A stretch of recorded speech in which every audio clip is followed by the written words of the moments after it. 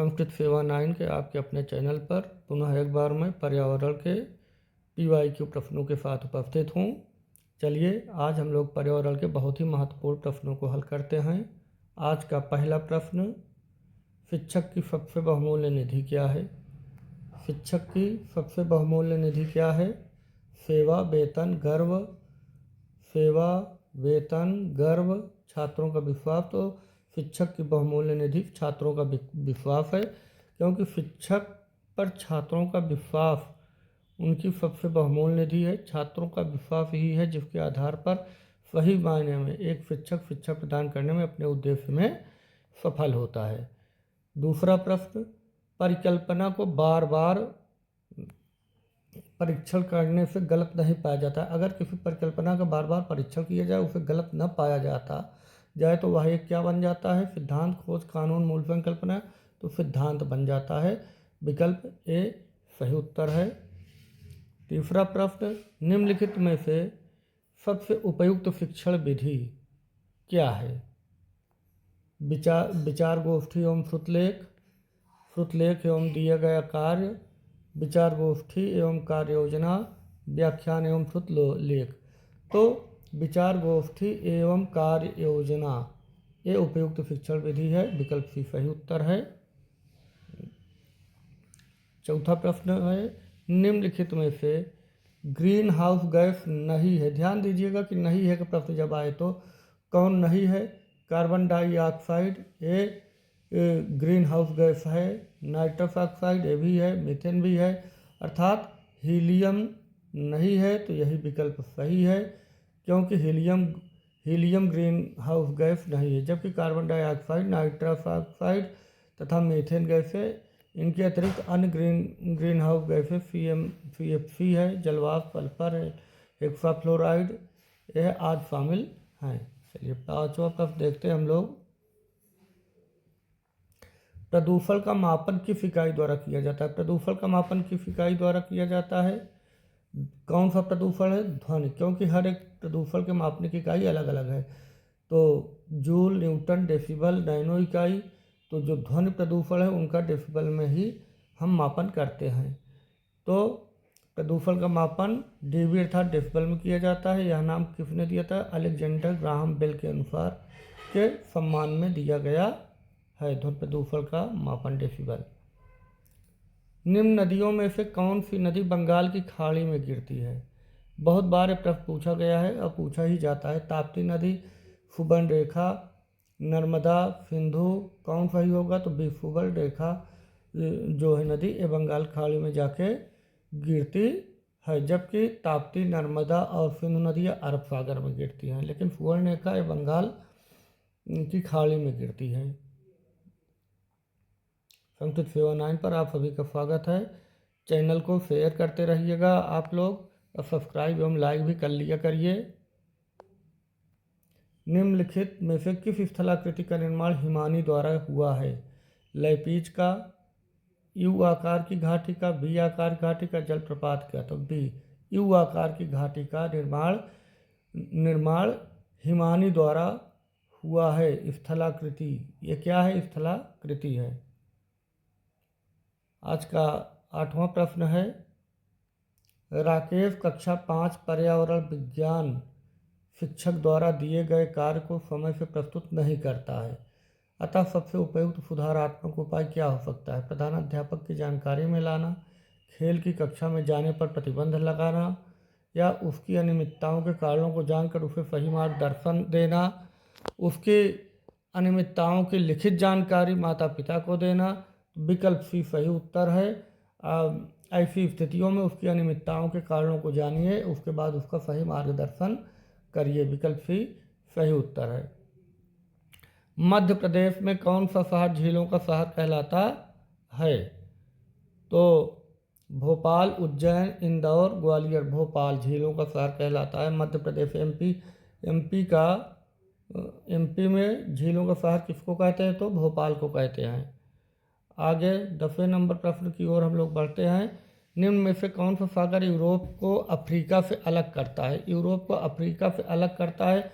देखिए, एक तरफ आपकी कर्क रेखा है, मकर रेखा है, जो भूमध्य रेखा होती है यहीं पे अलग करता है, क्योंकि उत्तर 23 से ही 1/2 ये मकर रेखा दक्षिण में है, कर्क में उत्तरी छोर पे है, भूमध्य रेखा अलग करती है। यूरोप को अफ्रीका से अलग करने का कार्य भूमध्य रेखा करती है। अफ्रीका महाद्वीप से अलग करता है। भूमध्य एक अंतर महाद्वीपीय समुद्र है जो पश्चिम अटलांटिक महासागर से पूर्व एशिया तक विस्तृत है। अंतर्राष्ट्रीय ओजोन दिवस कब मनाया जाता है? बहुत बार पूछा गया है। अंतर्राष्ट्रीय ओजोन दिवस तो 16 सितंबर को मनाया जाता है। 16 सितंबर को ओजोन परत के संरक्षण के प्रति लोगों में जागरूकता फैलाने के उद्देश्य से यह दिवस मनाया जाता है। ओजोन परत कहाँ पाई जाती है? तो तापमंडल पर पाई जाने वाली है। पराबैंगनी किरण का अवशोषण कर पृथ्वी पर आने से रोकती है। किसी खाद्य श्रृंखला में शाकाहारी होते हैं प्राथमिक उत्पादक, प्राथमिक उपभोक्ता, अपघटनकर्ता या द्वितीय उपभोक्ता।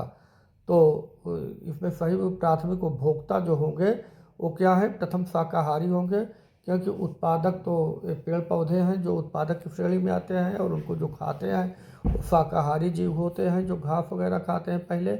और उसके बाद जब इनको प्राथमिक उपभोक्ता को जो खाएंगे वो द्वितीय उपभोक्ता होंगे।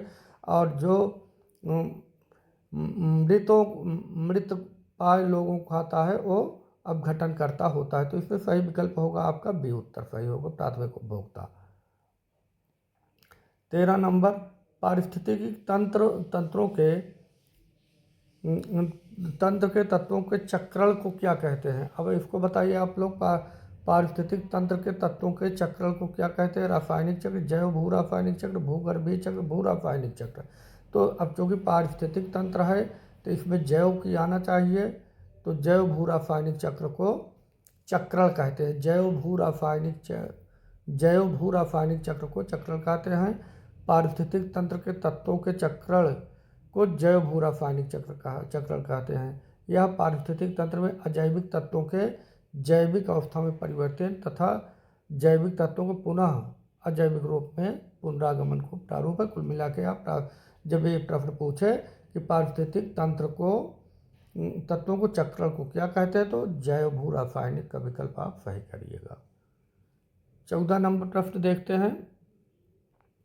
निम्नलिखित ईंधनों में से कौन सा न्यूनतम पर्यावरणीय प्रदूषण उत्पन्न करता है? डीजल, हाइड्रोजन, पेट्रोल, कोयला। तो जो हाइड्रोजन है ये सबसे कम प्रदूषण उत्पन्न करता है, बाकी डीजल, पेट्रोल, कोयला ये सबसे ज़्यादा उत्पन्न करते हैं। संकटग्रस्त जंतु दैत्याकार पांडा कहाँ पाया जाता है? तो ऑस्ट्रेलिया, भारत, चीन, ब्राज़ील।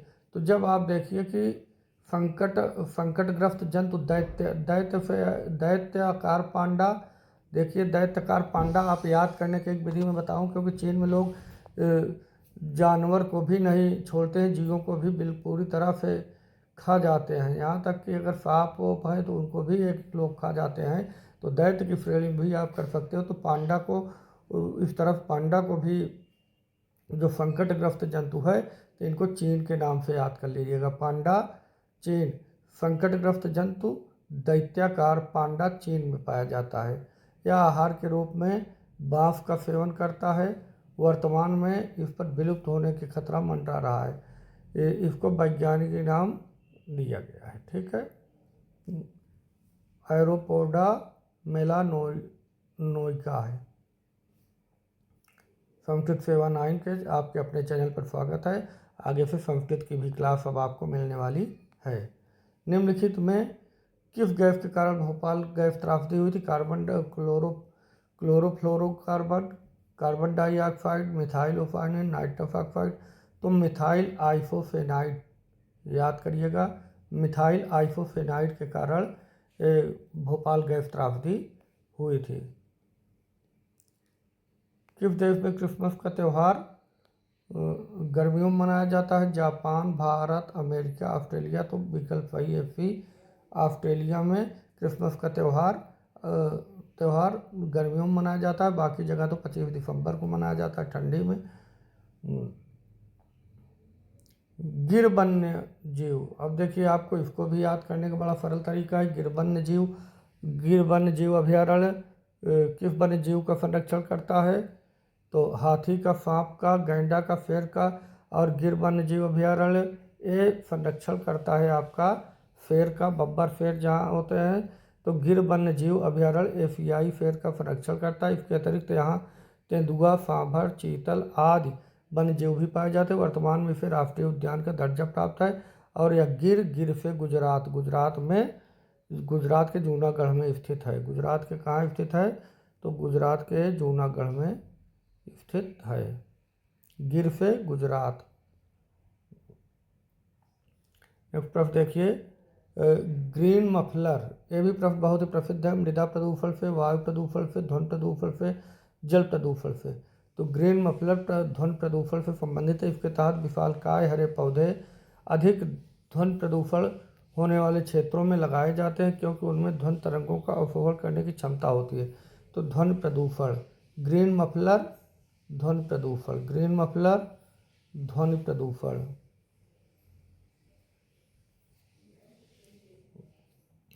भू पारिस्थितिकी तंत्र में ऊर्जा का महत्वपूर्ण स्रोत क्या है?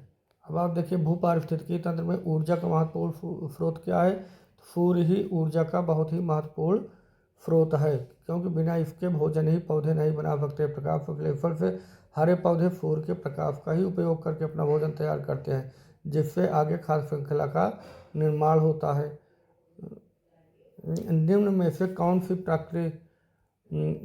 सी प्राकृतिक वनस्पति मरुस्थलीय प्रदेशों में पाई जाती है? महोगनी, कैक्टस, फर, चंदन। तो विकल्प बी कैक्टस जो है ये प्राकृतिक वनस्पति मरुस्थलीय प्रदेशों में पाई जाती है। टाइटन किस ग्रह का प्राकृतिक उपागम है? टाइटन ये शनि ग्रह का प्राकृतिक उपग्रह है। शनि ग्रह का उपग्रह कौन है? टाइटन। टाइटन शनि ग्रह का प्राकृतिक उपग्रह है। यह शनि का सबसे बड़ा उपग्रह है। इसका व्यास लगभग 5150 किलोमीटर है। शनि का दूसरा बड़ा उपग्रह रिया है, जिसका व्यास लगभग 1530 किलोमीटर है। यह जेरोफाइटिकल वनस्पति के अंतर्गत आता है।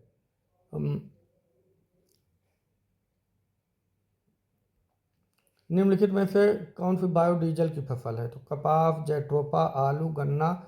तो जैट्रोफा आप जान रहे हैं कि ये बायोडीजल की फसल है। ये संस्कृत सेवा 9 आपके चैनल का नाम है। आप इसको आगे देखिए। नेक्स्ट प्रश्न, संस्कृत सेवा 9 आप चैनल के नाम SANFKRIT संस्कृत सेवा 9 इंग्लिश में भी लिख करके सब्सक्राइब कर सकते हैं। अधिनियम किस वर्ष पारित हुआ था? पर्यावरण संरक्षण अधिनियम किस वर्ष पारित हुआ था? तो 1986 में पारित हुआ था। पर्यावरण संरक्षण अधिनियम 1986 में पारित हुआ था। भारत में पर्यावरण संरक्षण अधिनियम 1986 को छाता विधान के रूप में लिया जाता है, अम्ब्रेला लेजिस्लेशन। भूमंडलीय तापन का कारण क्या है? हिमनदों में वृद्धि, कार्बन डाइऑक्साइड में वृद्धि, कार्बन डाइऑक्साइड में कमी, वनों में वृद्धि। तो कार्बन डाइऑक्साइड में वृद्धि जो है ये भूमंडलीय तापन का कारण है। तो भूमंडलीय तापन का कारण क्या है? ये कार्बन डाइऑक्साइड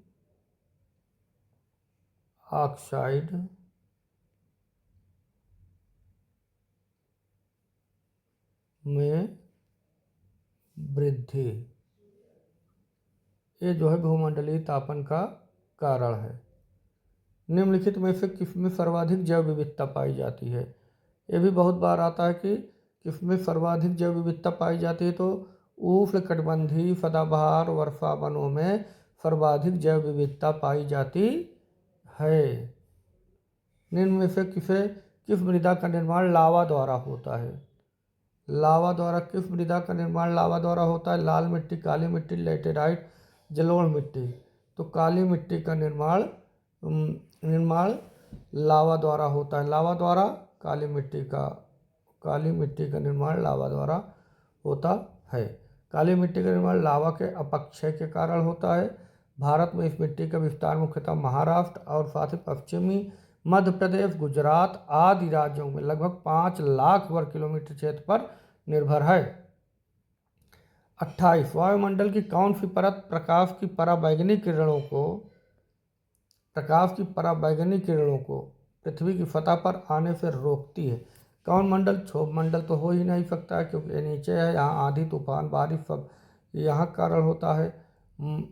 समताप मंडल, तो विकल्प सही है समताप मंडल, यहीं पे ओजोन परत है। और वायुमंडल की परत समताप मंडल में ओजोन परत सूर्य से आने वाली पराबैंगनी विकिरण का अवशोषण कर उसे पृथ्वी पर आने की ओर रोकती है। ओजोन ऑक्सीजन के 3 परमाणुओं से युक्त एक अणु, इसका रासायनिक नाम 03 है।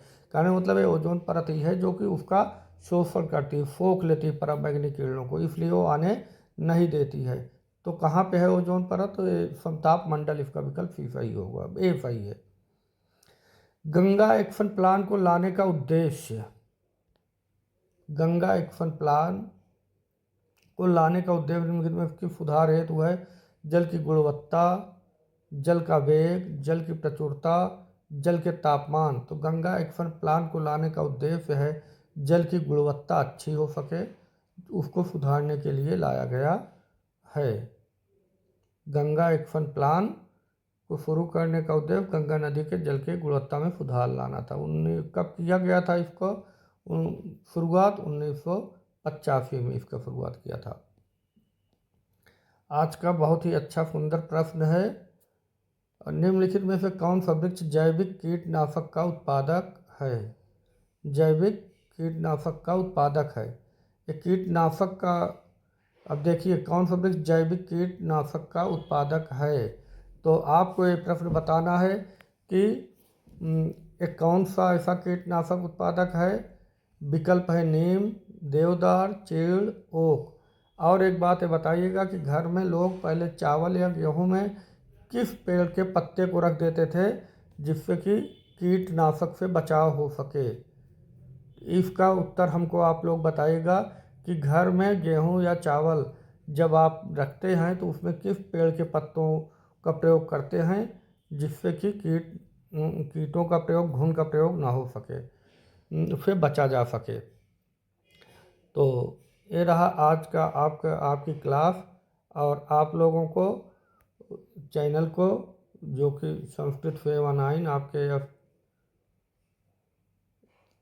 संस्कृत सेवा 9 चैनल को सब्सक्राइब करिए, लाइक भी कर दिया करिए जिससे कि लगे कि हाँ आप लोगों को कोई फ़ायदा हो रहा है। और शेयर भी कर दिया करिए अपने मित्रों के साथ चैनल को। और साथ ही साथ आपको अब संस्कृत की महा बढ़िया क्लास, अच्छी क्लास आपको मिलने वाली है, इसलिए अपने मित्रों को अवश्य शेयर करके सब्सक्राइब कर लीजिए चैनल को। आप लोग का बहुत बहुत धन्यवाद।